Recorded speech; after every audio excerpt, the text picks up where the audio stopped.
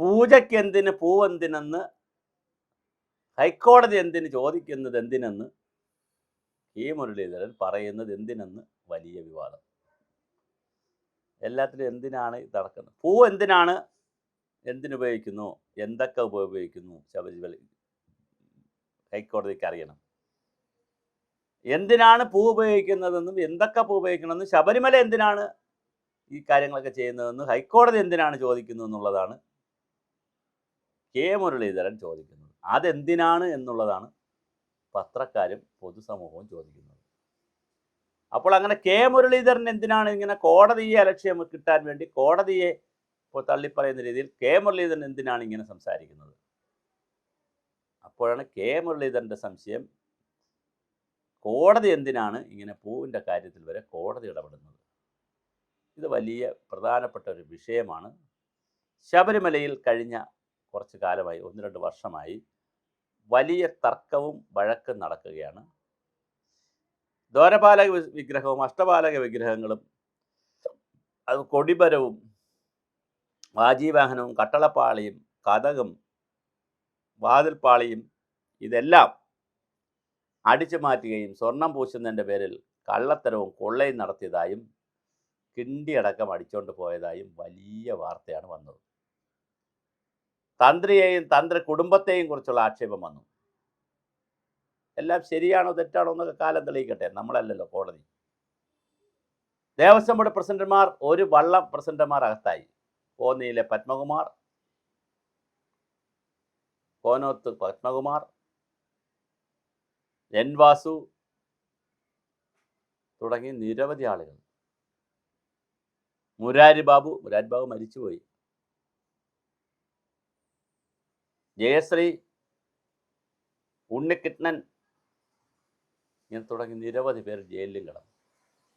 July മാസം 20 SIT report കൊടുക്കുമെന്നും പറയുന്നു. Special investigator Venkatesh IPS നേതൃത്വത്തിലുള്ള SIT റിപ്പോർട്ട് ഹൈക്കോടതിയിൽ സമർപ്പിക്കുമെന്നും പറയുന്നു. അതിനിടയിലാണ് ശബരിമലയിൽ എന്ത് ചെയ്യണം എന്ത് ചെയ്യണ്ട എന്ന് ശബരിമലയിലെ ഹൈക്കോടതി ഡിവിഷൻ ബെഞ്ചിൻ്റെ 2 അംഗങ്ങൾ ഇങ്ങനെ പറഞ്ഞുകൊണ്ടേയിരിക്കുന്നത്. അതിൽ വളരെ അസ്വസ്ഥനാണ് കെ മുരളീധരൻ. എന്തിനാണ് കോടതി ഇങ്ങനെ കുഞ്ഞു കുഞ്ഞു കാര്യങ്ങളിൽ ഇടപെടുന്നത് എന്നാണ് കെ മുരളീധരൻ ചോദിക്കുന്നത്. എങ്ങനെ ഞങ്ങൾ ഇടപെടാതിരിക്കുമെന്നാണ് കോടതി ചോദിക്കുന്നത്. എന്താണ് ഞങ്ങൾ ഇടപെട്ടാലുള്ള കുഴപ്പമെന്നാണ് കോടതി ചോദിക്കുന്നത്. അപ്പോൾ ഇത് വലിയ രസകരമായ ഒരു വിഷയമാണ്. ഒരു വശത്ത് കോടതിയുടെ അതിപ്രസരം, ജുഡീഷ്യൽ ആക്ടിവിസം ശബരിമലയിൽ ഉണ്ട് എന്നൊരു വാദം മുരളീധരൻ അടക്കമുള്ളവർ മുന്നോട്ട് വയ്ക്കുന്നു. ദൈവം തമ്പുരാൻ വിചാരിച്ചാൽ പോലും രക്ഷിക്കാൻ കഴിയാത്ത ശബരിമലയെ കോടതിയെങ്കിലും ഒന്ന് കറക്റ്റ് ചെയ്യട്ടെ എന്ന് വിചാരിക്കുന്ന വലിയൊരു വിശ്വാസ സമൂഹം. എന്നാൽ കോടതിയല്ല ഇത് വിട്ടിട്ട് വിശ്വാസി സമൂഹത്തെ ഏൽപ്പിക്കണം എന്ന് ചിന്തിക്കുന്ന മറ്റൊരു വിഭാഗം. ചുരുക്കത്തിൽ ഭൂരിപക്ഷം വരുന്ന ഹിന്ദുവിൻ്റെ കാര്യം ജഗ പുകയാണ്, ആകെ അലുമ്പാണ്. അവർക്കിത് എന്തെന്ത് ചെയ്യണമെന്നറിയില്ല.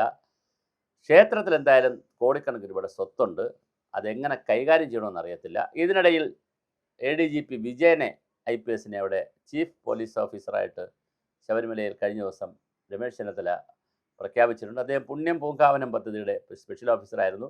പ്ലാസ്റ്റിക്കെതിരെയൊക്കെ കുരിശുയുദ്ധം പ്രഖ്യാപിച്ച പദ്ധതിയായിരുന്നു അത്. കഴിഞ്ഞ സർക്കാർ ഇരുന്നപ്പോൾ ഈ വിജയനെ മോശമായി അവിടെ നിന്ന് ഇറക്കി വിട്ടതാണ്.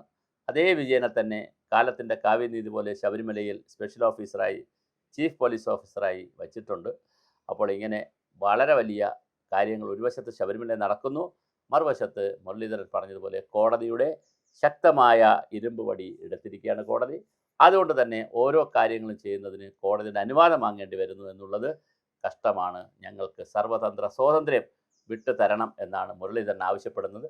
പക്ഷേ കുറേ സ്വാതന്ത്ര്യം അനുവദിക്കേണ്ടതുമാണ്. കോടതി ഇങ്ങനെ ഓരോ കുഞ്ഞു കാര്യത്തിലും പൂവ് എന്ത് വേണം, എത്ര വേണം, എവിടെ നിന്ന് വാങ്ങണം എന്നൊക്കെ ഉള്ളത് ഉൾപ്പെടെ കോടതി തീരുമാനിക്കുന്നത് ശരിക്കു പറഞ്ഞാൽ അങ്ങനെ തീരുമാനിക്കാനുള്ള സാഹചര്യം ഉണ്ടാക്കിയത് ഹിന്ദു സമൂഹത്തിന് അപമാനമാണ്, അധിക്ഷേപകരമാണ്. അങ്ങനത്തെ സാഹചര്യം ഉണ്ടായതുകൊണ്ടാണ് കോടതി അങ്ങനെ പറഞ്ഞത്.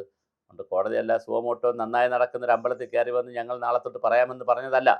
അവിടുത്തെ അഴിമതിയും സ്വജനപക്ഷപാതവും കള്ളത്തരവും കൊള്ളയും എല്ലാം കണ്ടുപിടിച്ചതുകൊണ്ടാണ് കോടതി ഇങ്ങനെ ഇടപെടുന്നത്. പക്ഷേ ആ ഇടപെടൽ ഒരു പരിധിക്ക് അപ്പുറം പോകുന്നു എന്നുള്ള പരാതിയുണ്ട്. തീർച്ചയായിട്ടും ഇത് പൊതുസമൂഹം ഗൗരവമായി ചർച്ച ചെയ്യണം.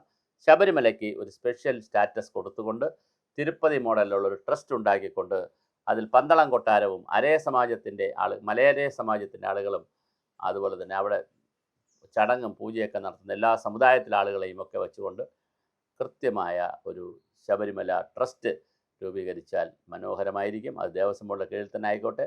ചീഫ് ജസ്റ്റിസിൻ്റെ റിട്ടയർ ആയിട്ടുള്ള ജസ്റ്റിസുമാരുൾപ്പെടെ സാമൂഹ്യ പ്രവർത്തകരും വിശ്വാസികളുമായിട്ടുള്ള ഒരു 10ഓളം പേരടങ്ങുന്ന നല്ലൊരു ഉപദേശ സമിതിയും ശബരിമലയ്ക്ക് ഉണ്ടാക്കിയാൽ മനോഹരമായിരിക്കും. അങ്ങനെയൊക്കെ വരുമെന്ന് തന്നെ നമുക്ക് പ്രതീക്ഷിക്കാം.